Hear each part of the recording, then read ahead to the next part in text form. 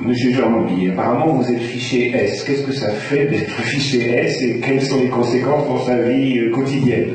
Oui, effectivement, c'est un stigmate, un stigmate politique, policier, judiciaire, juridique, qu'on vous colle de manière arbitraire. C'est vraiment, voilà, c'est discrétionnaire. C'est l'État qui décide. Le préfet, les services de police, le ministère de l'Intérieur décident de vous mettre une fiche S. Alors, de ce que j'ai appris, c'est qu'il y a plusieurs catégories. Ça va de 1 jusqu'à 13 ou 16, je ne sais plus. Et selon le degré où vous êtes susceptible d'être dangereux, Alors que les services de police me connaissent depuis que j'ai commencé à militer, depuis les années 70, et ils savent parfaitement que je n'ai absolument rien à me reprocher, que je n'ai aucun lien avec des organisations terroristes ou violentes ou je ne sais quoi. Enfin, voilà, je suis militant. Et le fait d'être militant aujourd'hui, ça vous vaut d'être criminalisé, malheureusement. Et donc une fiche S, c'est un dispositif policier qui vous contrôle à chaque fois que vous rentrez du territoire, vous sortez du territoire. Et aujourd'hui, ça va même plus loin parce que c'est l'espace Schengen qui est concerné. C'est vous rentrez par l'Italie, par l'Allemagne, par je ne sais où, ben vous êtes arrêté à la douane, on vous met de côté comme un pestiféré, et vous passez une demi-heure, 20 minutes, selon les douaniers, selon le zèle. Et on vous dit, vous êtes allé où, qu'est-ce que vous êtes allé faire, on vous fouille. Moi, on m'a fouillé carrément jusque dans mon portefeuille. On m'a pris des adresses, je revenais du Forum social mondial à Tunis, et on m'a pris les adresses et les coordonnées des organisateurs du forum. C'est quand même fort de café, quoi. Donc c'est embêtant, effectivement, sur votre vie personnelle. Et avoir une fiche S, moi j'en ai payé les conséquences en étant interdit d'intervention dans plusieurs endroits. À l'université de Lyon 2, ils ont fait annuler un colloque. Les fachos et les identitaires et les islamophobes et les printemps républicains et autres se sont acharnés parce qu'ils ont appris que j'avais une fiche S pour essayer de me salir là où ils pouvaient. Ils sont même allés jusque dans nos rangs, si je puis dire, puisqu'il y avait le moussette de l'immigration de la tricontinentale qui devait avoir lieu, organisé par la TMF à Gennevilliers. Eh bien, j'étais déprogrammé la veille de l'intervention. Donc ils ont fait pression pour que les organisateurs, qui sont pourtant des gens issus de l'immigration, soit disant des militants historiques de l'immigration, ben, ils ont cédé à la pression de ces gens-là. C'est une maladie contagieuse alors? Oui, enfin, c'est une maladie contagieuse. Oui, que c'est le gouvernement qui décide quand est-ce qu'elle devient contagieuse ou pas. S'il veut vous ficher, c'est son pouvoir discrétionnaire. Et donc un recours possible? Si, alors les recours, bien sûr, j'ai sollicité la CNIL, parce que la démarche classique, c'est d'écrire à la Commission nationale informatique et liberté pour demander d'avoir accès à son dossier, à son fichier, savoir quelles sont les informations qui sont dedans. Donc quand ils sont gentils, que vous n'avez pas de problème grave, ils vous envoient les informations, vous pouvez rectifier. Et quand c'est raison d'État, sécurité d'État, ils vous disent, ah ben non, vous avez qu'à saisir le tribunal administratif, nous ne pouvons pas vous communiquer les informations sur votre dossier. Saisissez le tribunal administratif. Et donc nous, on a saisi carrément le Conseil d'État pour gagner une étape et pour pouvoir justement obtenir une jurisprudence, parce que c'est pas possible qu'en étant, j'allais dire, propre, n'ayant pas de lien avec des organisations terroristes, on vous colle une fiche de terrorisme. Oui, effectivement. Alors, comment votre passé militant peut peut-être expliquer l'attitude qu'ils ont à votre égard? Alors moi, je suis un peu, j'allais dire, c'est l'ADN politique, c'est l'ADN, je sais pas, familial. Moi, je suis fils de résistant. Donc moi, j'ai entendu depuis tout petit les faits de guerre, j'ai entendu des faits de résistance, j'ai entendu ce qu'ont subi mon père et ses camarades de lutte dans le maquis tunisien pendant des années. Il a été pendant 5 ans, il a pris les armes, il a essayé de défendre son pays. Donc là, la Tunisie se libère en 56, moi je suis né en 57. Donc toute ma petite enfance, je l'ai vécu sur les genoux des résistants, des résistants tunisiens, les authentiques, les vrais, dont certains ont été exécutés d'ailleurs par le pouvoir par la suite. Donc je ne pouvais pas avoir une autre culture que la culture de la résistance, à l'oppression, à l'occupation, à la colonisation, à l'injustice. Et quand j'entendais ce qu'ont vécu les résistants tunisiens, ça fait effectivement un background de révolte contre l'injustice. Donc c'est vrai que tous mes engagements après, que ce soit avec mon père à l'âge de 12-13 ans, pour défendre ses droits de travailleurs, ses camarades de chantier, pour défendre leurs droits face au patron des Reux, ça m'a amené à être en confrontation avec le système très tôt. Donc toute ma vie, j'étais dans une posture de révolte, de confrontation avec l'injustice et avec le pouvoir injuste. Et c'est vrai que quand vous avez en face de vous une administration, la police, un État, etc., qui de surcroît vous considère comme un sous-citoyen, comme un descendant de colonisé, un descendant de Félouz. Moi j'ai connu en Ardèche, les racistes vous appelaient Félouz, Petit Félouz. Ça veut dire que c'est petit Félaga, le lien avec l'Algérie, avec les combattants, avec les Félaga, il était très rapidement fait, puisque c'était dans les années 70, donc ils avaient la mémoire vive. Pardonnez-moi, monsieur, mais il y a eu, sous l'ère de Hollande, avec les attentats terroristes qui ont eu lieu, tout de même 5000 perquisitions. Donc, est-ce que tous ces gens-là étaient fichés S? Et concrètement, c'était quelque chose de terrible pour ces gens-là. Et ça s'est soldé finalement par moins de 10 arrestations. Effectivement, il n'y a même pas eu 6 procès, je crois, en lien avec le terrorisme. Sur en plus de près de 5000 perquisitions. Donc là, ça a été d'ailleurs un phénomène révélateur de la nostalgie de certains policiers, gendarmes, etc., par rapport à ce qui se passait en Algérie, par rapport à la guerre d'Algérie. Ils ont débarqué, comme on débarquait dans la Casbah, en cassant tout, en violentant les gens, les enfants, les vieux, les femmes. Moi j'ai eu des témoignages, à CRI on a traité quelques affaires qui sont révoltantes, tellement l'état de droit a été bafoué, piétiné, et il y a eu même des propos racistes, ouvertement racistes, néocoloniaux, des gens qui sont nostalgiques. On va vous montrer ce que vous avez fait en Algérie, là, etc. Il y a eu des propos, des gens qui étaient dans une forme de revanche. Et en plus, ils ne pouvaient s'en donner qu'à joie, puisque le pouvoir politique les a avalisés, leur a donné le feu vert pour ça. Donc aller taper du bougnoul, aller taper du musulman, aller fracasser femmes et enfants, ils se sont régalés. Et effectivement, il y a des gens, ils ont quitté la France. Moi, des familles, ils ont dit, on reste plus ici. Donc, tous ces gens-là, ils ont eu le malheur simplement d'être musulmans, ils ont voulu taper un grand coup dans la fourmilière, comme ils disent, et ils ont raflé le plus large. C'est des rafles. La France, malheureusement, s'en prend comme ça à une population qu'on la cible et qu'on fait comme ça des descentes par milliers en ciblant une catégorie de la population. Ça s'appelle quoi? Ça s'appelle des rafles, ça s'appelle effectivement une politique raciste, une politique islamophobe. Oui, pendant la guerre d'Algérie, on a toujours eu quand même des groupes d'intellectuels, voire certains journalistes qui ont pris parti pour la justice. Où en est-on aujourd'hui en France à ce niveau? Alors, malheureusement, il y a deux choses en France, et je le dis souvent, qui posent problème. C'est la question de la Palestine et la question de l'islamophobie, sur lesquelles, particulièrement l'islamophobie, on a trouvé un consensus. Avant, moi j'ai connu les années 70, on avait des militants de gauche, humanistes, chrétiens, etc., qui se battaient avec nos parents ou avec nous, en disant oui, la cause des travailleurs immigrés, c'est pas normal, ils sont exploités, etc., les jeunes des quartiers, etc.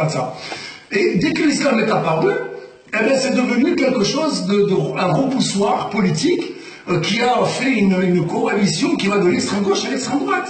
Et nous qui pensions pendant des années que la gauche et l'extrême gauche c'était nos copains, nos amis, nos camarades de lutte et nos compagnons de lutte, on s'est rendu compte qu'ils étaient sur la même longueur d'onde dès qu'il s'agit de l'islam. Et l'événement de Ilham Moussaïb, la jeune candidate du NPA qui voulait se présenter avec son foulard, on a vu la montée en force du numéro 2 de la LCR et de gens de lutte ouvrière. Moi j'étais à lutte ouvrière, j'ai eu honte quand j'ai vu Arlette Laguier, bras dessous avec Fadela Amara, chasser des filles voilées qui manifestaient le 8 mars, journée internationale des droits des femmes, d'une manifestation.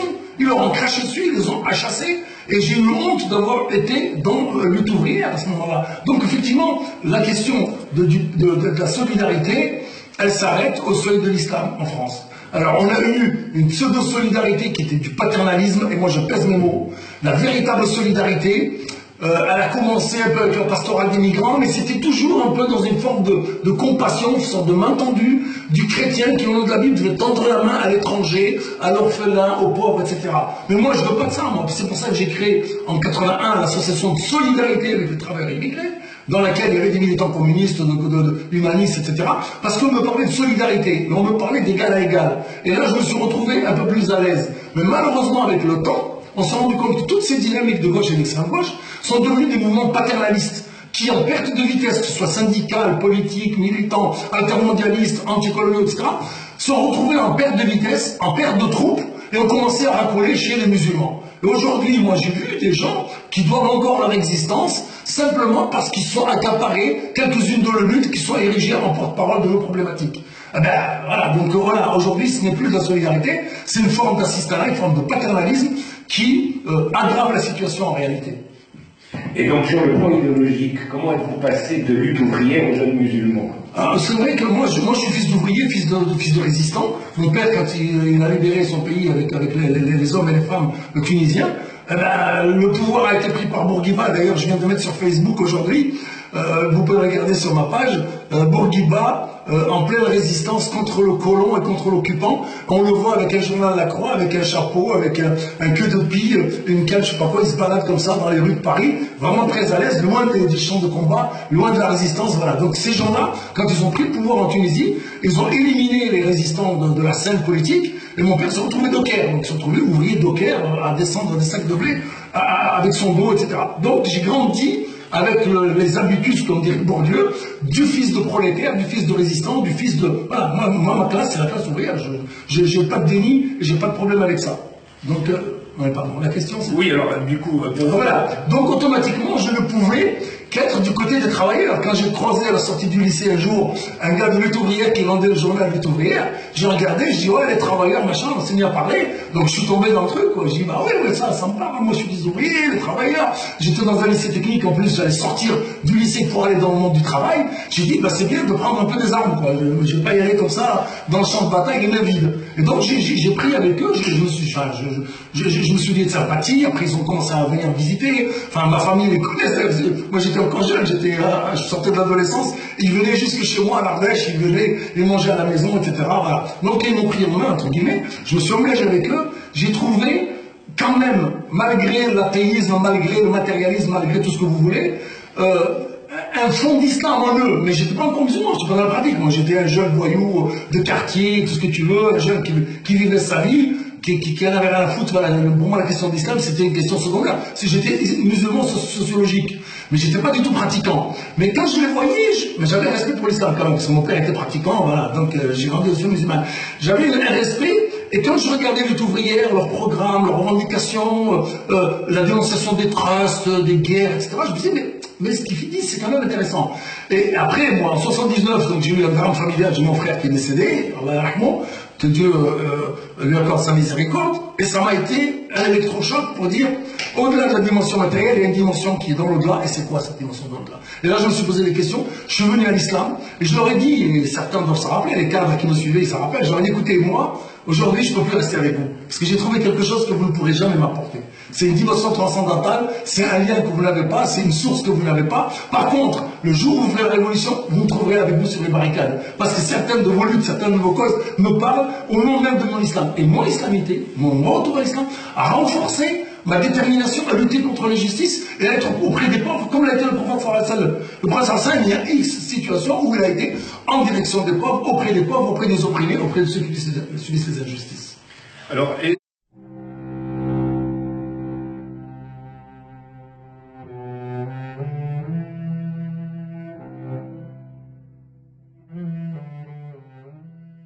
pour vous, la description du mode de production capitaliste avec les lois de la plus-value sont-elles à jeter aux orties avec la foi musulmane ou pas? La foi musulmane, elle n'est pas incompatible avec la propriété privée. Alors nous, le garde-fou qu'on a, à la différence du capitalisme financier ou du capitalisme tout court, c'est qu'on a la zakat. La zakat, c'est un pilier fondamental de l'islam. Ce que les gens oublient, c'est que c'est le troisième pilier. On a la profession de foi, salat, zakat, saum et le hajj. On a le pilier de foi, la profession de foi, la prière, l'aumône légale, l'aumône obligatoire. On a le jeûne, ce que certains appellent Ramadan. On a le pèlerinage. Il vient en 4e position, le jeûne. Pourtant, quand vous regardez en France, d'après les statistiques du secrétariat en relation avec l'islam, en particulier, il y a entre 70 et 85% de pratique du Ramadan. Le plus grand c'est les Marocains. Les Marocains pratiquent à 85%, voire même plus aujourd'hui que le Ramadan, et les chiffres remontent à il y a une dizaine d'années. Ça veut dire qu'aujourd'hui, on doit être à 80-92% de gens qui pratiquent le Ramadan. Et quand vous allez à la zakat, qui est le pilier d'avant, que Dieu nous a imposé, que l'islam nous a imposé, que le prophète nous a imposé comme troisième pilier, eh bien on trouve 0,5% peut-être qui donne la zakat. Et la zakat, c'est un impôt obligatoire. Ça veut dire que si aujourd'hui, et moi je lance le défi aux économistes, aux banquiers, prenez-moi 2,5% du patrimoine des musulmans dans le monde, et on éradique la faim, la maladie dans le monde tout de suite. C'est clair. Donc nous, voilà, donc la propriété privée, oui. Donc d'ailleurs, pourquoi l'islam est combattu aujourd'hui? Il faut que les gens comprennent quand même. Pourquoi l'islam est combattu? Pourquoi l'islam aujourd'hui, ils ne sont pas arrivés à en faire une religion zombie, comme dit Emmanuel Todd à propos du christianisme. Il dit que les chrétiens sont devenus des zombies. C'est-à-dire qu'ils ont une religion en façade, mais qui n'a aucun effet sur la vie sociale, sur les relations, etc. Donc nous, ils ne sont pas arrivés à ça. Pourquoi? Parce qu'il n'y a pas de clergé. Donc Macron, il est en train de nous parler de consistoire, de grand imam, etc. Donc il se moque de nous. Ça, jamais ça ne passera. Parce que si Dieu a voulu que l'islam soit une relation personnelle entre ses adorateurs et lui, c'est pas Macron qui va venir s'interposer au milieu, ni l'imam Tartampion. Donc ça c'est clair, ça c'est l'échec d'office. Secondo, l'islam interdit l'usure. Aujourd'hui, le monde, l'économie mondiale est basée sur l'intérêt, est basée sur le pillage, est basée sur l'injustice. Mais comment vous voulez que l'islam soit respecté? Donc il est gêne l'islam. Donc on va tout faire. Les capitalistes, les ultras, les trusts, les dirigeants de ce monde vont tout faire pour salir cette religion, pour en dégoûter les gens, pour en éloigner les gens. Et le phénomène Daesh, d'ailleurs il y a un criminologue qui a démontré, il a dit les 10 dirigeants de Daesh, les 10 dirigeants, il y en a 2 qui sont musulmans. Ça vous donne une idée. Et 2 musulmans, j'aimerais voir quel est leur islam, quel est le type d'islam qu'ils pratiquent. Donc ça veut dire que tout ça, c'est une volonté manifeste. Alors, et là où moi, à leur place, j'arrêterai, je réfléchirai en me disant, dans l'histoire de l'humanité, quelles sont les forces qui ont pu résister malgré des attaques aussi importantes? Dans les 50 dernières années, après la guerre, depuis la Deuxième Guerre mondiale, depuis la fin de la Deuxième Guerre mondiale, 50 millions de musulmans ont été tués dans le monde. Et comment, avec toutes ces attaques, toutes ces criminalisations, toutes ces diabolisations, toutes ces campagnes de haine par les médias et les politiques, l'islam continue à avancer. Il avance même dans la Normandie, la Picardie, dans le Pays Basque. Il y a des gens qui rentrent dans l'islam, mais posez-vous la question, bon sang. Parce que le monde aujourd'hui est tellement mal fait, il est tellement mal construit, que même des jeunes qui n'ont rien à voir avec l'islam en tant que bassin culturel, en tant que milieu culturel, eh bien, cherchent quelque chose, un idéal autre, un idéal de justice, un idéal qui leur donne sens à la vie. Et ils ne le trouvent plus aujourd'hui ni dans le capitalisme, ni dans le socialisme, donc certains cherchent dans l'islam.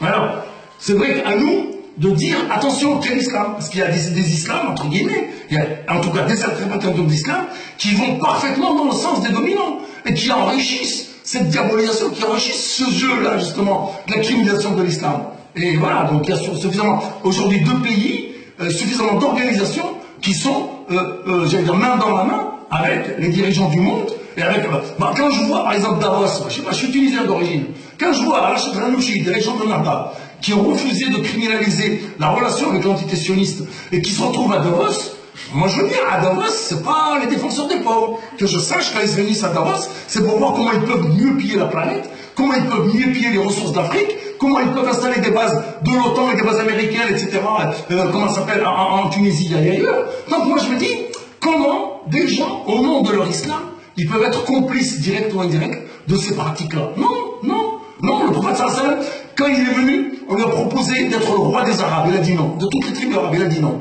On lui a proposé d'avoir les plus belles femmes des tribus arabes, il a dit non.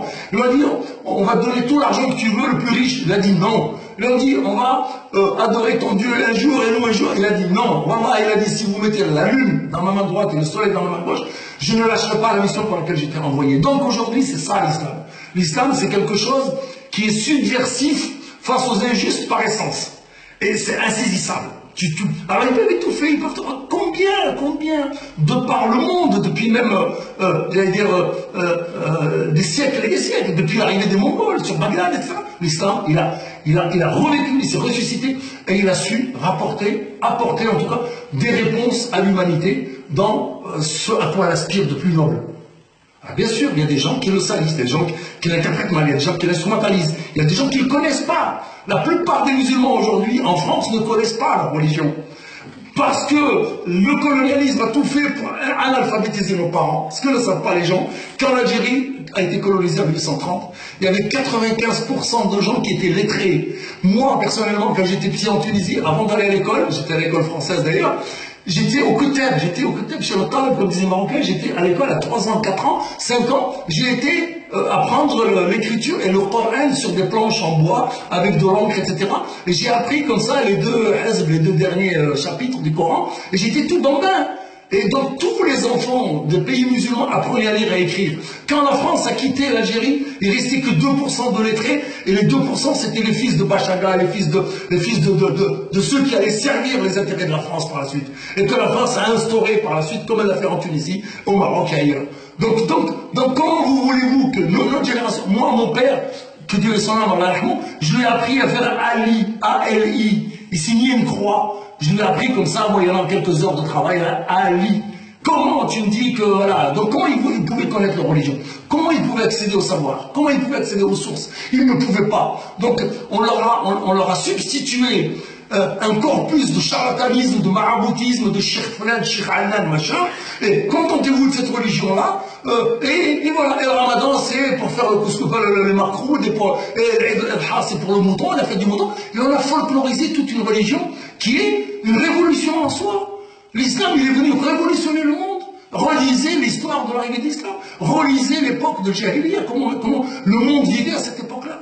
Donc aujourd'hui, quand je vois toute une génération d'analphabètes, qui ont élevé leurs enfants en France, et que sur la question de l'islam, ils n'ont rien transmis quasiment, eh ben, je ne suis pas étonné que n'importe qui te dise je suis musulman et qu'il va faire n'importe quoi. Donc il y a tout un travail d'éducation populaire, comme l'a fait la gauche dans les années 60-70, eh bien il faut aussi que, si ce n'est pas l'État, ce dont je doute, l'État ne le fera jamais, que des organisations, que des militants, que des associations fassent aussi ce travail d'éducation populaire pour permettre à ces jeunes de connaître leur identité réelle, leurs sources, leurs origines, leur religion, la spiritualité. En France, on a des églises, on a des curés, on a des évêchés partout.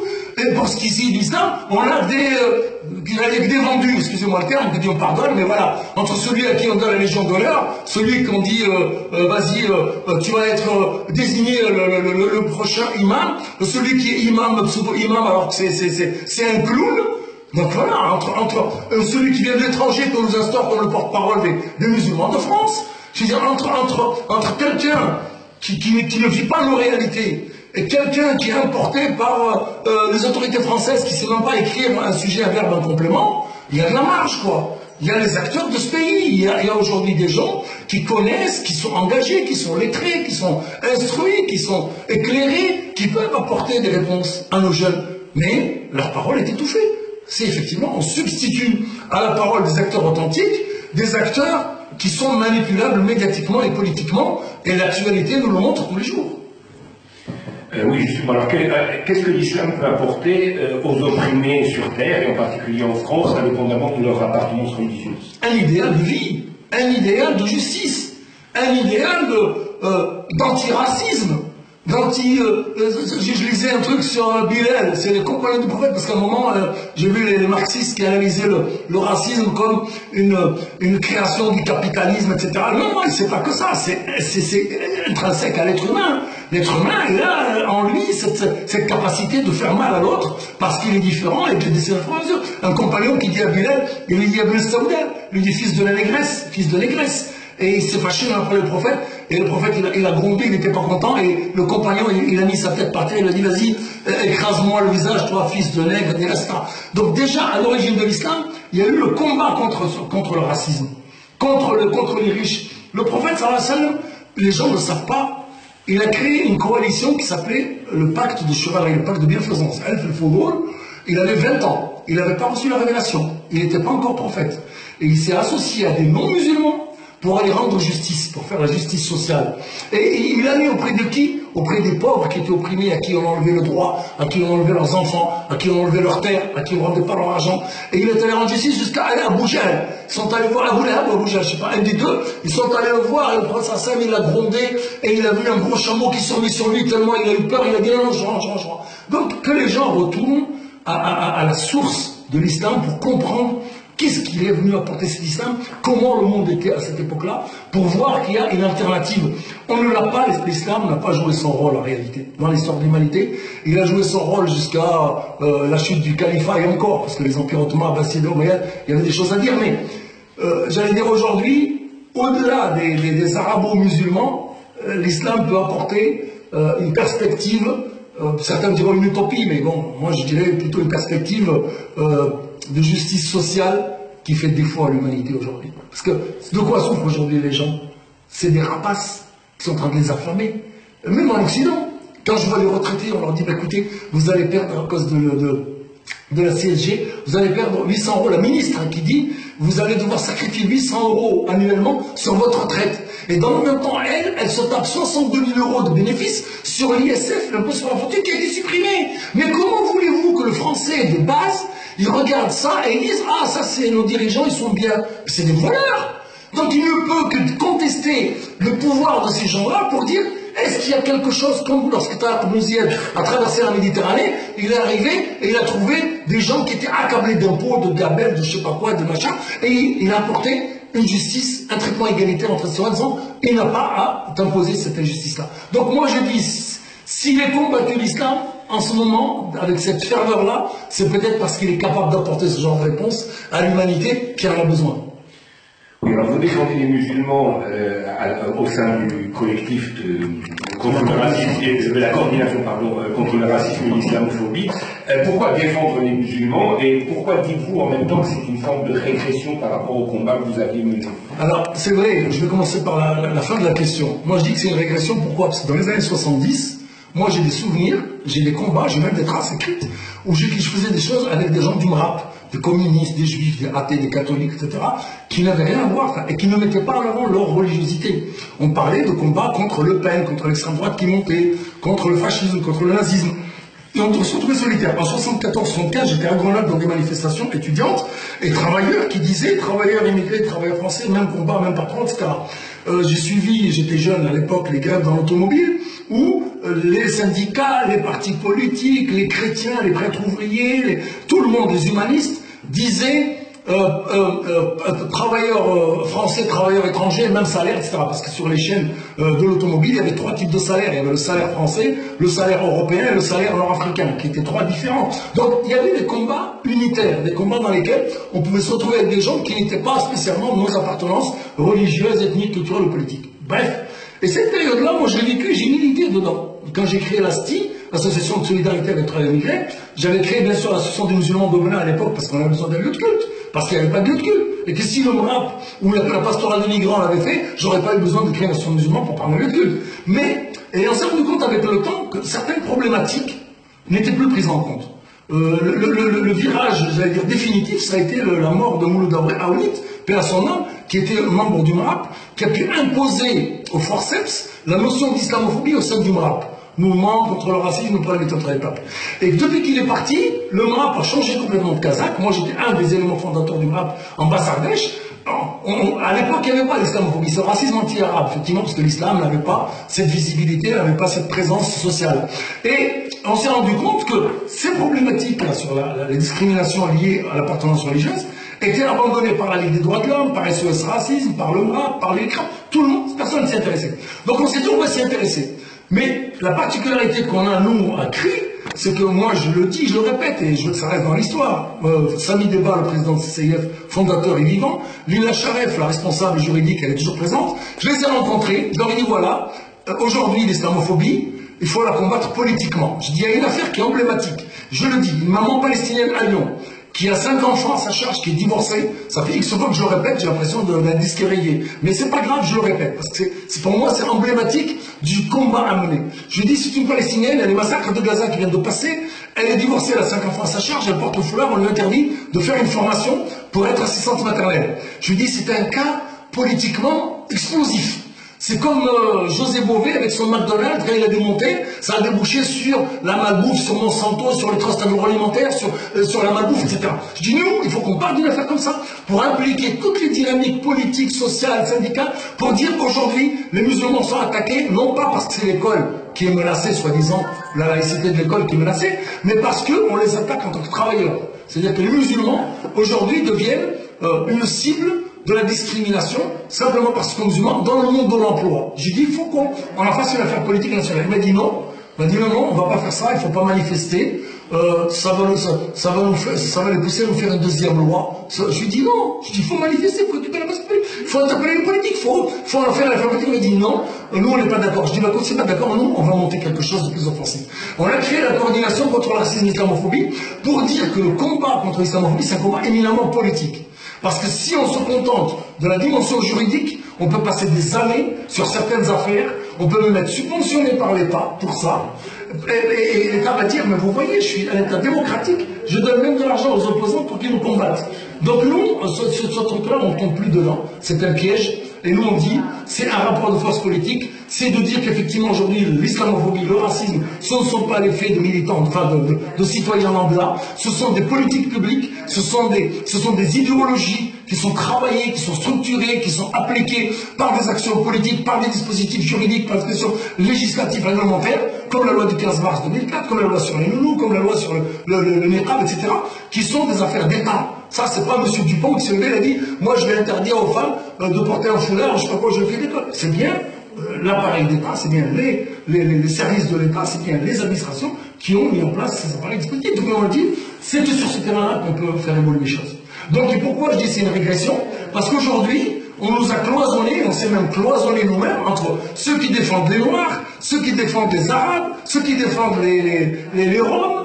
Alors, vous avez comme ça toute une myriade d'associations ethnicisées, communautarisées entre guillemets, qui disent « Ah, mais moi je défends, c'est quoi, c'est devenu des parts de marché ?» Alors que la problématique, elle est sociale. Moi, si je défends les musulmans, c'est parce que ce sont eux qui sont aujourd'hui la population la plus vulnérable sur laquelle les politiques sécuritaires, les politiques draconiennes du gouvernement sont expérimentées dans leur lieu de vie, dans leur vie de travail, dans leur vie à l'école, dans leur religion, dans leur spiritualité. On leur dit comment aujourd'hui il va falloir adorer votre Dieu. Comment vous allez pratiquer votre islam? C'est pas possible. Donc nous, on s'élève contre ça. C'est pas possible. On peut pas. Oui, alors est-ce que vous pensez que c'est uniquement dû au passé colonial de la France, la situation des musulmans en France, ou est-ce que c'est lié à un facteur plus général, l'impérialisme non, mais on ne peut pas nier que le subconscient collectif en Occident, il est rempli de clichés, de préjugés, j'allais dire, de marqueurs historiques qui diabolisent les musulmans. Alors, vous pouvez monter aux croisades, vous pouvez passer par la période ottomane, vous pouvez passer par la période coloniale, vous pouvez passer par la période de l'immigration. Il y a toujours eu ces clichés-là contre les musulmans. Ce qui fait que, et quand la France est arrivée, qu'elle instaure le code de l'indigénat ou qu'elle instaure l'esclavage, elle instaure des rapports sociaux. Elle instaure des rapports de domination des Blancs, des colons sur les autres. Donc on ne peut pas instaurer des rapports de domination sur une population donnée pendant des siècles et ne pas en tirer la conclusion que ça va devenir, j'allais dire, des habitus. Ça veut dire effectivement des réflexes, de relations sociales et voire même une hiérarchisation dans les rapports sociaux. Vous voyez aujourd'hui la façon dont le flic traite un noir ou un américain ici, dans un contrôle aux faciès, un maghrébin de banlieue ou un touriste américain, vous allez voir la différence de rapport, la différence de discours. Vous allez au tribunal, vous allez voir la différence qu'un juge emploie, même en termes j'allais dire, d'éloquence, en parlant aux jeunes de banlieue et aux voleurs au col blanc, vous allez voir une différence. Donc, effectivement, le passé colonial, il a son rôle, j'allais dire, déterminant malheureusement aujourd'hui encore dans les rapports sociaux. Il y a une forme de sous-citoyenneté qui a été instaurée, non pas par la loi, parce que la République, soi-disant des droits de l'homme, ne peut pas mettre en place des lois discriminatoires d'apartheid, même si, entre guillemets, la loi du 15 mars 2004 est une loi d'exception, est une loi raciste, d'exclusion, etc. Et qu'il y en a d'autres comme ça, la circulaire Châtel, la loi sur le niqab, etc., qu'on essaie de camoufler en disant non, c'est sur la sécurité publique, à d'autres, quoi. On nous prend vraiment pour des clowns. Donc, malgré ça, cet état de droit, dans la pratique, il a instauré, en tout cas il a laissé s'instaurer un traitement discriminatoire d'une catégorie de la population, les arabo-musulmans, les noirs, les pauvres. Parce que moi, je ne veux pas simplement ethniciser cette question, c'est une question de classe, question de population.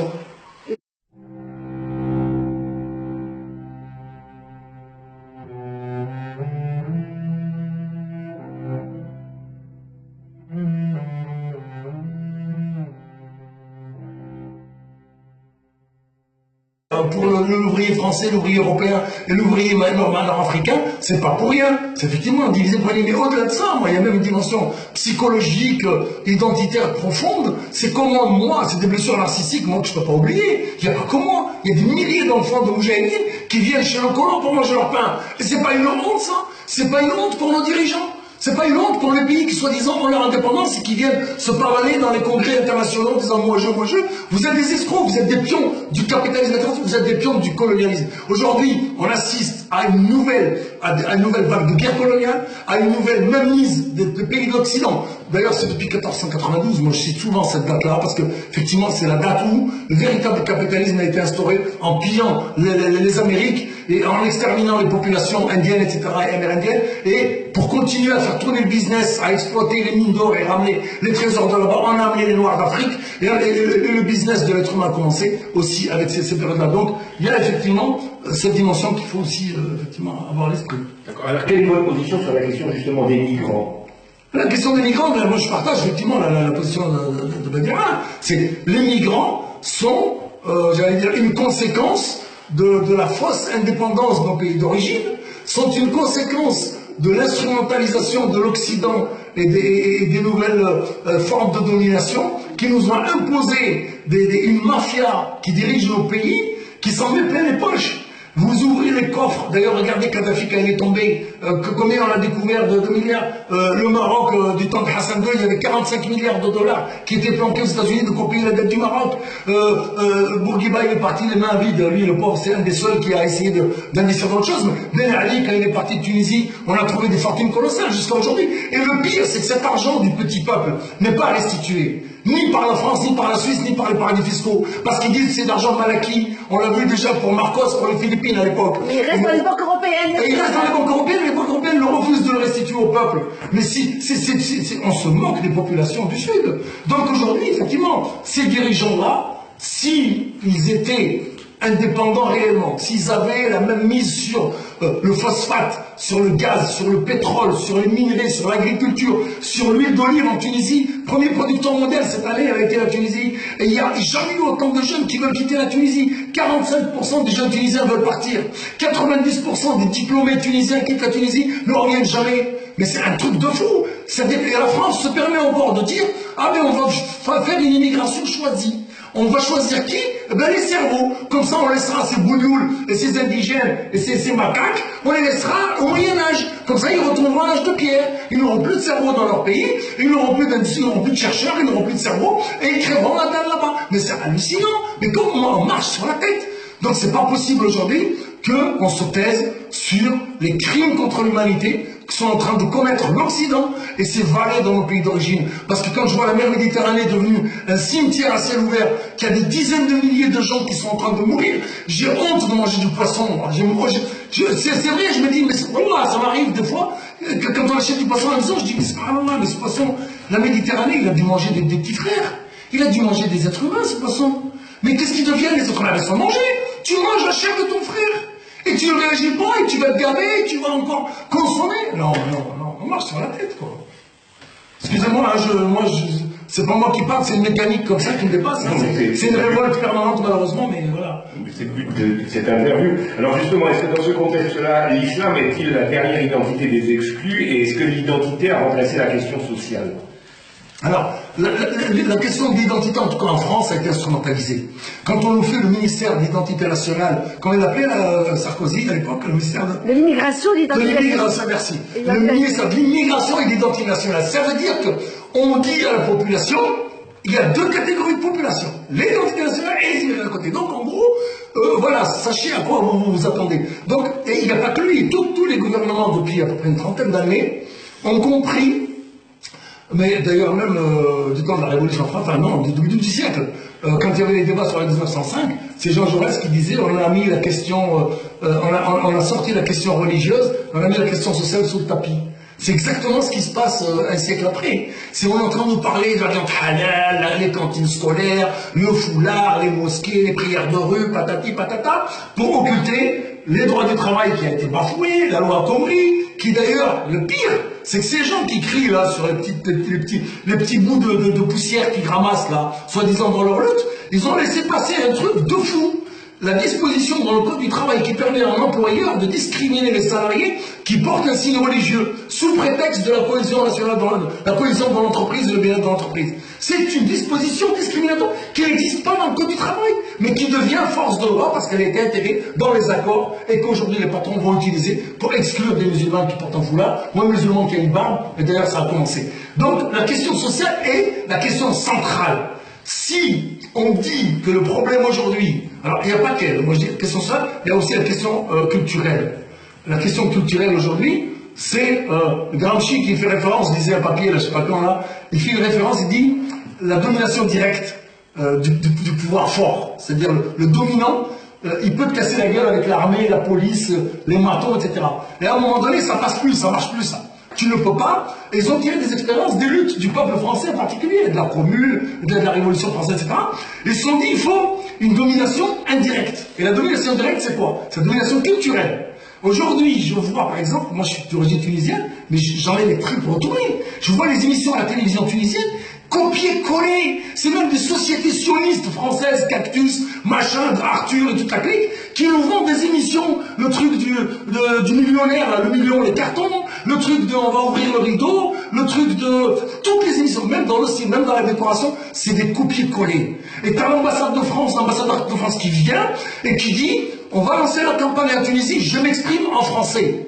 Tu t'exprimes en français? Pourquoi? Moi, je suis venu faire une campagne ici, auprès des médias, auprès des hommes politiques, je m'exprime en arabe, et obliger les chaînes nationales tunisiennes, algériennes à parler? Non, c'est un truc de fou. Et vous regardez les émissions, moi, je vais l'enregistrer, je vais faire un truc sur Facebook, je vais enregistrer des parties d'émissions, et vous allez voir, sur 10 mots exprimés, il y en a 2 en arabe et 8 en français. Parfois, c'est 4-5 phrases d'affilée en français que la population ne comprend pas. Donc il y a aujourd'hui un impérialisme culturel, il y a un modèle de société qu'on veut nous imposer, il y a une façon de manger qu'on veut nous imposer, une façon de s'habiller, une façon même de prier.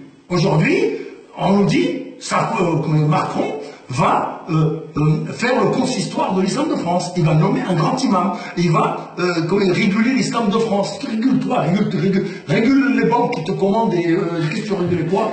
Donc ça veut dire que pour nous, la question identitaire, la question religieuse, c'est un piège dans lequel nous-mêmes on est tombés. Dans lequel les musulmans eux-mêmes sont tombés parce qu'ils n'ont pas compris que c'était leur mort que de se contenter de défendre un petit bout de terrain qui va parler du foulard, de je sais pas quoi, de la mosquée, du machin. Non, ça, c'est ton droit, bien sûr, mais il y a des choses qui sont fondamentales. Déjà, l'égalité des droits. Si tu ne te bats pas face à la justice, pour que la justice te traite de manière égalitaire. Si tu ne te bats pas face à la police qui te traite de manière égalitaire. Si tu ne te bats pas face à l'homme politique pour qu'il vote des lois de manière égalitaire, mais qu'est-ce que j'en ai à faire de ta mosquée et ton foulard? Mais c'est la catastrophe, après, c'est même toi, ton existence qui va être bafouée, qui va être jetée à la poubelle. Donc, pour revenir, la question sociale, c'est la question clé. Le jour où les gens auront à manger, on le sait, quand les gens sont repus, quand ils sont matériellement bien, etc., ils sont soignés, ils ont fait l'école, ils ont une voiture, ils ont un minimum de confort, ils ne cherchent pas trop chez le voisin. On a connu les années 70, les mecs ça bossait, même s'il y avait de la discrimination, comme je disais tout à l'heure, dans les usines d'automobile et ça travaillait, il y avait une dynamique, il n'y avait pas de chômage, il y avait encore. Donc on ne se préoccupe pas trop. Il y avait des islam militaires, nos parents ils étaient là, il y avait des mosquées, peut-être dans des caves, dans des foyers, mais ce n'était pas exploité. Ça a commencé quand les crises ont commencé, quand il y a eu le rapport de force. C'est 82, quand Mauroy, avec Auroux et Defer, ils ont dit, les grèves dans l'automobile, c'est les islamistes roménistes. Bravo. Roménistes, alors qu'il n'y a aucun qui était chiite à l'époque. Les ayatollahs de la CGT. Ouais, donc, alors c'était que des malékites du Maghreb. Allez, tu vas remettre cette terrain, tu vois, Ali qui est là, et on la connaît cette terrain. Qu'est-ce qu'on dit? On dit non, c'est des intégristes roménistes, c'est-à-dire quoi? C'est-à-dire qu'on a islamisé la question sociale. On a fait un détournement et une diversion, en disant le problème c'est les intégristes. Comme aujourd'hui, c'est les terroristes, pour bousser les libertés des gens, etc. Donc, moi je dis aux musulmans qui m'écoutent, ne tombez pas dans le panneau. La question, c'est pas la question religieuse, c'est la question d'abord sociale, et la question d'un rapport de force politique. C'est le jour où tu pèseras. Il y a des gens aujourd'hui, il y a des lobbies, on le sait, puisque vous, les complotistes, là, toute la clique des clowns, là, qui sont en train de nous ramasser les oreilles. Eh bien, bougez-vous. Mais il y a des lobbies, effectivement, il y a des lobbies. On ne va pas le cacher.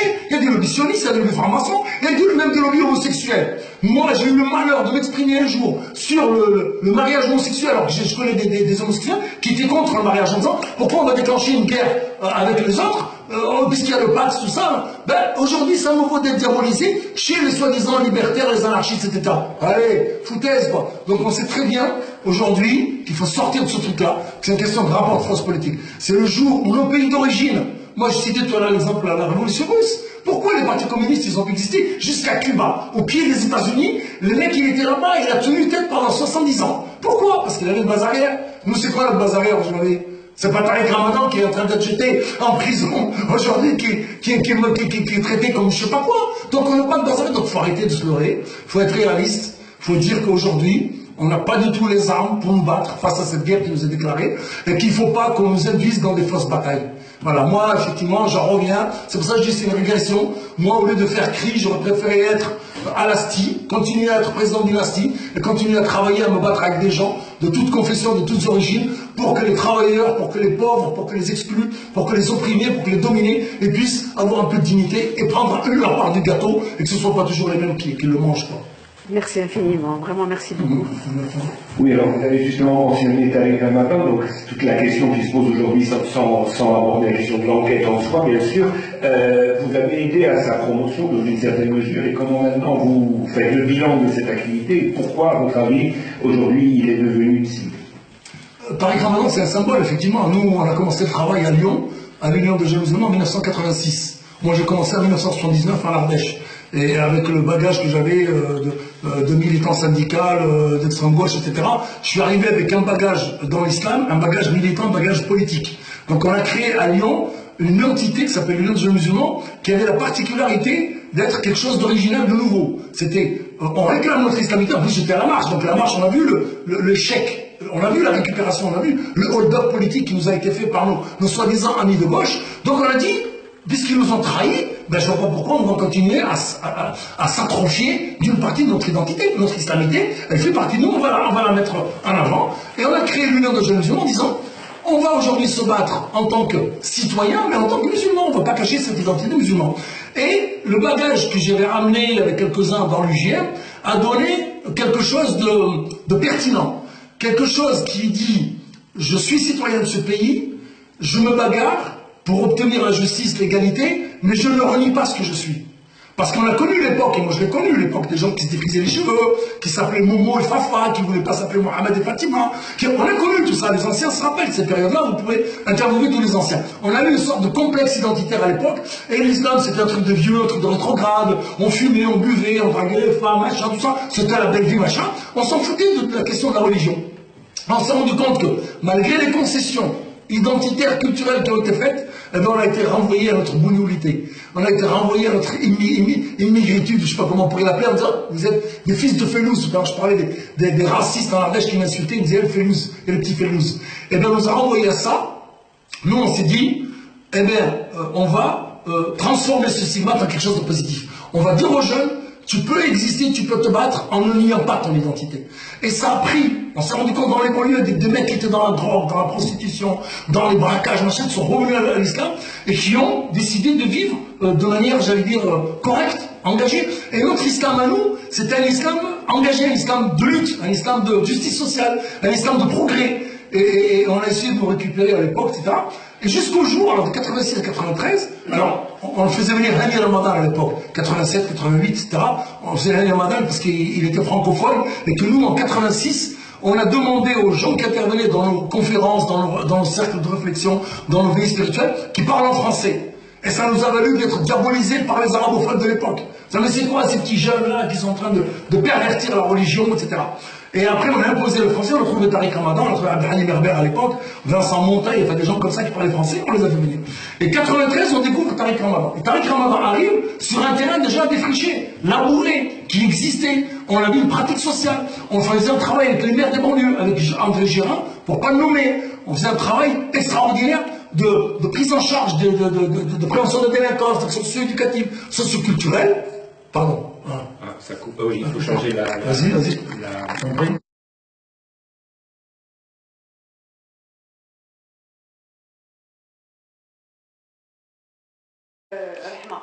Donc la mosquée Rahma, il nous propose de dire non. Nous, on veut faire une école Tawhid, une école de la réussite. On a créé l'école Tawhid à Lyon, on a recruté les jeunes qui étaient en licence, en bac, etc., en maîtrise, qui voulaient réussir, qui avaient des examens à préparer, et on a fait des sessions de formation intense. Les gens venaient, alors bien sûr les bénévoles, quand ils sont motivés, quand on les motive, ils donnent 10 fois plus que quelqu'un payé, quoi. Parce qu'ils étaient motivés, c'était un challenge générationnel. Si on dit maintenant, on va fabriquer la génération de ceux qui vont prendre le pouvoir, qui vont monter, etc., etc. On a créé ça, on a fait des sorties culturelles. On a dit les mamans, au lieu de faire le ménage, de faire les gosses, restent là, on va les sortir, on va les sortir à la campagne, on sort du loisir, on va faire des promenades, on va faire des activités culturelles. On a développé toute une dynamique dont la spiritualité et la religion étaient une partie infime du tout. on a fait des veillées spirituelles. Le samedi soir, on ramassait les jeunes, alors on choisissait quelqu'un qui était francophone, ou sinon on traduisait. Et on disait aux jeunes, ben venez, au lieu d'aller en boîte de nuit, viens à la boîte de Nour. Le samedi soir, il y a la boîte de nuit. Et nous, on disait, viens à la boîte de Nour. Il y a une boîte de Nour, le samedi, tu viens t'écouter un texte, tu rentres chez toi. Et on voyait des jeunes, wallah, ils venaient, ils avaient fumé, ils avaient bu, mais ils venaient quand même. Parce qu'ils ressentaient un besoin de quelque chose comme ça, de cet ordre-là. Ils avaient un besoin d'écouter quelque chose d'apaisant, quelque chose qui avait du sens, quelque chose qui leur parlait, quelque chose qui réveillait en eux, quelque chose d'endormi. Et alhamdoulilah, comment dire, grâce à Dieu, après, ça c'est devenu comment on appelle, un endroit incontournable. Le Qiyam al-Layl à Lyon, on a commencé en 86, c'est une institution. Aujourd'hui, pratiquement toutes les associations musulmanes font de Qiyam al-Layl, alors qu'on ne savait même pas ce que c'était. Moi, personnellement, je suis dans l'islam de 79, 79-86, je ne savais même pas ce que c'était Qiyam al-Layl. C'est les veillées nocturnes, on fait des veillées spirituelles, on fait de l'adoration, de l'invocation. Mais c'était une partie de nos activités parmi d'autres activités. Donc on a instauré ça, et quand Tariq Ramadan est arrivé, d'ailleurs il est arrivé sur un temps fort. On l'a découvert lorsqu'on a organisé une manifestation régionale pour soutenir une jeune fille qui s'appelle Shahrazad, qui faisait une grève de la faim dans une caravane devant le rectorat de Grenoble. On lui avait interdit de passer son bac avec son foulard. Elle s'est mise en grève de la faim dans une caravane, et moi j'étais avec Yamin et Absamad à l'époque, donc deux responsables de l'hygiène. On s'est dit, c'est pas possible, la jeune fille, on la laisse comme ça, les fachos, ils vont venir, ils vont la brûler dans sa caravane. On ne peut pas la laisser comme ça. Effectivement, il y avait des fachos qui s'excitaient, etc., contre le foulard, machin. Donc on a dit, on va faire une manifestation. Et on a organisé une grosse manifestation régionale, et c'est là que Tariq Ramadan, par l'intermédiaire de son frère Ali, il est venu, il a fait connaissance avec nous. Donc il a découvert, ça a été, comme je le dis toujours, un coup de foudre. Nous, on a découvert quelqu'un érudit, compétent, qui parle bien, qui a du bagage intellectuel, et lui, il a trouvé une pratique sociale innovante, un islam qui répondait à des attentes de la population. Il y a une sorte d'opportunité qui s'est présentée à nous deux, et effectivement on a acheminé, on a mis toutes nos billes. Et moi j'étais un de ceux qui étaient contre, je le dis pour l'histoire aussi, je disais il ne faut pas mettre toutes les billes dans le même panier. Je dis il ne faut pas qu'on devienne la maison d'édition de Tariq Ramadan, parce que 90% des éditions, des cassettes, des livres, etc., c'était Tawhid. Tawhid, c'est la maison d'édition qu'on a créée pour obtenir notre autonomie financière, parce que nous on a pensé loin. Moi, voilà, le bagage que j'avais militant m'a amené à dire il faut l'autonomie financière. C'est aussi indispensable pour être autonome politiquement. Tu ne peux pas être indépendant politiquement, et on a vu la preuve. Et je cite l'exemple qui est à point nommé. La TMF qui organise le Moussem et qui refuse de recevoir Abdelaziz Chambi et Sonia Nour parce que les subventions risquaient d'être bloquées par le CGEC, par je ne sais pas qui. Donc vous voyez, l'indépendance financière, c'est l'indépendance politique. Donc nous, on a compris très vite ça. On a créé les outils, on a créé une librairie, bibliothèque. La première bibliothèque musulmane de France, c'est à Lyon qu'elle s'était faite, à Tawhid. Les jeunes pouvaient venir prendre un livre, prendre une cassette, prendre un CD ou une cassette audio et aller l'écouter et la ramener le mois suivant. Donc, on a créé cette dynamique-là, et Tariq est arrivé, et il a pu, alors que nous on était le nez sur le guidon, effectivement, moi je suis un peu comme ça, moi je suis toujours le nez sur le guidon, avec d'autres. Et il a trouvé les mots pour conceptualiser une pratique sociale nouvelle, un fait social nouveau. L'islam de France, l'islam d'Europe, l'islam progressiste, l'islam engagé, l'islam, comment dirais-je, l'islam qui veut aller de l'avant et qui veut être dans une participation citoyenne. Alors là, il a mis les mots, voilà, il s'est inspiré de nous. On l'a fait visiter les quartiers des Menguettes, par exemple, quartier de Vaux-en-Velin. On a fait des réunions, on l'a fait montrer les cages d'escalier, dans quoi vivaient les gens, dans quoi, parce que Tariq Ramadan, c'est pas le fils d'ouvrier, donc tout le monde le sait. Il a grandi à Genève, dans le centre des eaux vives, ou chez lui, là où il a habité, mais c'était pas du tout, voilà, le fils d'ouvrier. Donc il connaissait pas cette culture des quartiers populaires. Il la connaît pas encore suffisamment, à mon avis, mais bon, ça c'est une autre affaire. Mais toujours est-il qu'il est arrivé à un moment où la parole, effectivement, avait besoin d'être portée à un niveau plus élevé. Et après, bon, les bilans qu'on peut faire, on les fera, je pense, à un autre moment, parce qu'il faut les faire. Une des carences du milieu associatif musulman, c'est qu'il n'est pas capable de faire des bilans. Et Dieu sait que j'en ai posé des exigences pour qu'on fasse des bilans, que ce soit à l'UJM, collectif des musulmans de France, présence musulmane, on n'a jamais fait des bilans. Pourquoi? Parce que lorsqu'on fait des bilans et on fait des évaluations, on se rend compte qu'on a dévié de la trajectoire initiale et que la déviation est due à un tel et à un tel. Et qu'on a encore du mal aujourd'hui, les musulmans, en tout cas je parle de ce public-là que j'ai côtoyé, que je côtoie et que je fréquente, on n'est pas capable d'accepter ou d'avoir la culture du contre-pouvoir.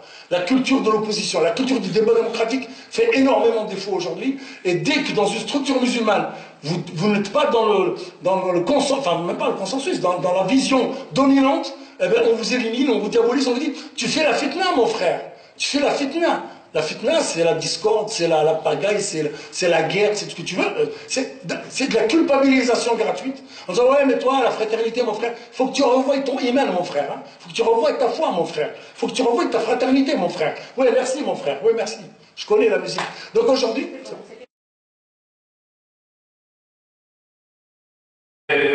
À propos du terrorisme, justement, les derniers terroristes, quand on analyse leur biographie, on voit que c'était souvent justement des délinquants, des drogués, peu pratiquants, ayant effectué un séjour dans des camps d'entraînement de djihadistes, et qui n'étaient pas inconnus des services de police. Alors, qu'en pensez-vous? Est-ce que vous ne pensez pas qu'on peut établir un lien entre ce qu'on appelle le terrorisme islamiste et les terrorismes antérieurs, dits d'extrême gauche ou d'extrême droite, et du plan Gladio? Non, moi je nuancerais, parce que le terrorisme d'extrême gauche, les Brigades Rouges ou Action Directe, etc., c'était quand même des mouvements qui avaient une ossature politique. C'était des gens qui avaient des idéaux, qui avaient un soubassement politique. Et ils avaient envie de changer la société à leur façon. C'était, voilà, pour certains, ils se disaient révolutionnaires. Voilà. Donc il y a la gauche prolétarienne, etc. Ils avaient, voilà, on ne peut pas comparer des gens qui ont un cursus politique, un passé politique, un soubassement politique, avec des gens qui sont dans l'émotionnel, qui sont des borderline, qui sont des gens qui, du jour au lendemain, il était en train de fumer, de dealer du shit, se retrouvent du jour au lendemain en turbané, en train de poser des bombes, en train de tuer des innocents. C'est deux publics différents. Et d'ailleurs, c'est pour ça que, comment ça s'appelle, c'est la bande d'Abadère, je crois qu'ils ont laissé mourir en prison. C'est pas pour rien. C'est que l'Allemagne, elle a laissé les militants mourir en prison. Hein? C'était pas moi, s'il te plaît. Comment? Je dis pas moi, s'il te plaît, parce que vous avez dit bon d'Abadère comme c'est le... Ah, c'est Abadère, désolé. À l'époque, effectivement, ils ont laissé les militants mourir en prison avec la grève de la faim. C'est pas pour rien. C'est pas des petits charlatans qui viennent comme ça dire ouais, pas le machin. On met un turban et une barbe, on se dit machin. Donc, ça veut dire qu'il y a la différence entre les mouvements d'extrême gauche de l'époque, le mouvement dit d'action directe, etc. Il y avait une construction politique, alors que là, c'est du superficiel. C'est même de l'instrumentaliser. C'est du manipuler. C'est du manipuler, c'est tellement... Moi, je l'ai dit, un jour, les RG m'ont attrapé, les attentats d'Algérie, machin, les attentats en France, là, 80, je sais pas, 92, 95. Ouais, j'ai dit, mais vous savez très bien, je dis, il y a des jeunes aujourd'hui, si je veux, moi, les enrôler, je les enrôle, moi. Je donne un peu de fric et je les enrôle, parce qu'ils n'ont pas de soubassement politique. Ils n'ont pas de structuration mentale capable de comprendre les enjeux. Voilà la différence entre eux et eux. Donc, c'est des petits jeunes qui sont manipulés par les services. Quand le jeune Mera, on l'a tué, que avant ça, Khaled Kelkal, nous on était à Lyon, Khaled on l'a vu, c'est un jeune qu'on aurait pu sauver, si on nous avait laissé travailler à l'époque à Lyon, si on avait fait continuer le travail des banlieues, de restructurer des jeunes, de sortir de la délinquance et de la déviance, pour les ramener dans un droit chemin, eh bien on l'aurait sauvé Khaled Kelkal. Qu'est-ce qu'il dit l'officier de gendarmerie quand on l'a attrapé à Voniré? Il dit achève-le, achève-le. Le gamin, il était par terre, il était blessé, il dit achève-le. Pourquoi? Parce qu'il ne fallait pas qu'il dise des choses. Parce qu'il y a des services renseignements algériens qui étaient derrière, le service français qui était derrière. Mohamed Merah, quand il a tombé la carte de visite du responsable de Sarkozy, ils l'ont trouvé, c'était un conseiller de Sarkozy, le bonhomme. Comment un bonhomme bloqué dans un immeuble, on n'est pas capable de lui mettre des gaz d'asphyxiant? On lui balance par la canalisation des gaz d'asphyxiant, on le ramasse comme un rat, on le sort vivant. Mais non, ils ont préféré l'achever. Parce qu'il y a des zones d'ombre derrière ces affaires-là, où il y a des services qui ont tout intérêt. Ben, attendez, mais on ne va pas se cacher là le truc. George Bush qui déclenche une guerre qui détruit un pays parmi les plus avancés du monde arabe et le renvoie 2 siècles en arrière à partir d'une fiole bidon qui nous a montré en disant les armes de destruction massive. Mais ça s'appelle quoi ça? Ça s'appelle de la manipulation de l'opinion publique. Ça s'appelle du mensonge à échelle planétaire. Et on massacre des millions de gens comme ça derrière, et comme si de rien n'était, après on va dire oui, mais il n'y a pas de mais. Il y a ces mouvements-là, c'est des mouvements manipulés, c'est des mouvements qui sont instrumentalisés par les pouvoirs en place, que ce soit les pouvoirs des pays arabes, parce qu'ils se font la guerre entre eux, parce que, y compris dans des associations, aujourd'hui en France, on instrumentalise un tel contre un tel, etc. Et il y a des gens qui sont d'obédience frères musulmans, d'autres wahhabites, d'autres je ne sais quoi, d'autres chiites, d'autres soufis, d'autres je ne sais quoi. Il y a des enjeux politiques qui instrumentalisent, enfin, des forces politiques qui instrumentalisent ces réalités-là en France et dans le monde. Donc moi, quand on me parle de terrorisme, moi je dis c'est des pauvres gars, c'est des égarés, c'est des gens perdus, c'est des gens qui n'ont même pas eu le temps de faire leur enfance, leur adolescence ou leur maturité dans l'islam pour arriver à comprendre quelque chose. Comment vous voulez qu'on fasse quelque chose avec des gens comme ça? C'est n'importe qui peut les manipuler et en faire n'importe quoi. Donc voilà, c'est un phénomène qui sert les dominants, qui sert les forces d'occupation, au nom duquel, c'est ce que je voulais dire dans mon intervention après, je veux dire, il y a tous ces phénomènes-là, ce sont des phénomènes qui ont des finalités géostratégiques, politiques, impérialistes, colonialistes. C'est rien d'autre. Sinon, voilà, Daesh, je citais tout à l'heure, c'est, comment il s'appelle, Rulfer, le criminologue. Il a fait une étude sur les responsables de Daesh, Xavier Hofer. C'est pas ma tasse de thé, c'est un petit facho, mais bon, ça c'est pour moi, ma vision à moi, mais bon. Et il a quand même dit des choses qui sont vraies. Il a dit sur les 10 responsables de Daesh, il n'y en a que 2 qui sont musulmans. Et encore, je suis curieux de voir quel islam ils vivent. Donc vous avez tout compris. Quand on dit Daesh, qui est devenu un État, elle a pris la moitié de la Syrie, la moitié de l'Irak. C'est pas possible. Elle vendait du pétrole à l'Occident, etc. Le prix du pétrole, il n'a jamais été aussi bas. Et on le prend pour des gamins. On n'est pas tombé derrière la pluie. Donc moi, quand on parle de ce mouvement-là, je dis attention, la ficelle elle est trop grosse, quoi. Moi je dis aux jeunes, attention, ne répondez pas à ces sirènes, parce que c'est des sirènes de l'enfer, c'est des sirènes de la mort, c'est des sirènes d'instrumentalisation, c'est des sirènes criminelles qui n'ont rien à voir avec l'islam. L'islam, le prophète de l'islam, je l'ai dit tout à l'heure, il est venu, il a créé l'association de bienfaisance, le pacte de la chevalerie, Hilf al-Fudul, et il était avec des non-musulmans, ils sont allés faire quoi? Ils ne sont pas allés dire, rentre dans l'islam. Il n'était même pas musulman, le prophète de l'islam à l'époque. Il avait 20 ans. Et il est allé dire, rendez la justice, rendez le bien du pauvre, rendez le bien de l'opprimé, la veuve, donnez-lui son dû, l'orphelin, donnez-lui son dû. Il n'est pas allé... Donc moi, pour moi, si on doit prendre un exemple, c'est notre prophète de l'islam, sallallahu alayhi wa sallam, et quand il a reçu la révélation 20 ans après, ils lui ont dit, oh Rasulallah, est-ce que tu referais Il a dit, bien sûr que je le referai. Et il était musulman. Donc la conclusion, c'est de dire si on veut changer les choses, c'est suivre cet exemple-là. Et pas rentrer dans une sorte de sectarisme et répondre au manichéisme de l'Occident aujourd'hui, au manichéisme de Bush, par un manichéisme dans l'autre sens. En disant nous on est...